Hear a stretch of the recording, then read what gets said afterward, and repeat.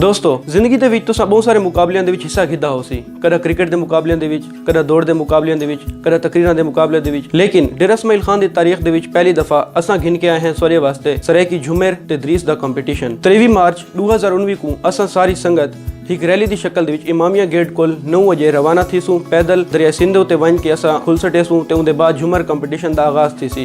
सगों मैं रूल दसी वजा कि हर झुमर की टीम के कम अज़ कम 10 बंदियां दा होना जरूरी है। ये कंपटीशन की एंट्री फीस 300 रुपया है पर टीम। ये कंपटीशन के फर्स्ट आने वाली टीम को 10,000 रुपया नग इनाम ते ट्रॉफी दी वैसी। तो सैकेंड जी टीम आसी उनको असां ट्रॉफी ते 7,000 रुपया कैश देसूं।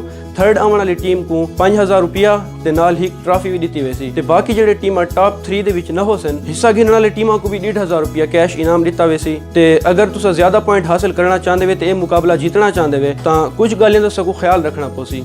सारी टीम दे मेंबरान दे कपड़े हिक नमूना होवन। अगर सराइकी अजरक पा के आसो तो इहदे सकूं अलग पॉइंट मिल सन। सारे दोस्तों को गुजारिश है कि सारे प्रोग्राम दे विच हिस्सा गिनो। ई झुमर कंपटीशन दे विच हिस्सा गिनण दी आखिरी तारीख 20 मार्च है। तो सारे दोस्तों को गुजारिश करे सा जो हुणे मोबाइल चाहो ते नंबर मिलो। सारे ऑर्गेनाइजर्स दा नंबर उते दिता पिया है, भला थे उन्हें वजदे रहो।